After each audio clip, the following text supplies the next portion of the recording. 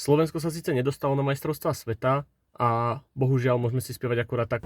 Všichni sú už v Mexiku. Aspoň si poslechnú dobrou muziku. Všichni sú už v Mexiku. Každopádne ako pravý slovenský prezliekač kabátov musím prehodiť český dres a jednoducho musím sa prehodiť na Kde je domov môj. Ja sa tak teším na každý jeden zápas jednoducho. Najviac milujem majstrovstvá 2010, pretože tam bolo samozrejme Slovensko, ale boli to úžasné majstrovstvá. Začínali Juhoafrická republika proti Mexiku, čo je tento rok ten istý zápas. V podstate otvárací Juhoafrická republika Mexiko, len sa otočili usporiadateľ a host. Posledný zápas skončil 1-1 paradoxne v roku 2010.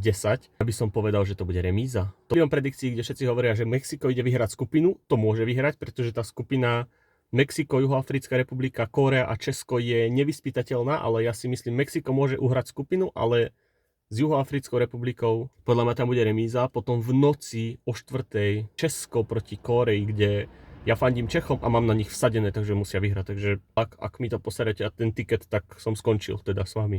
Ja končím. Áno, ja idem.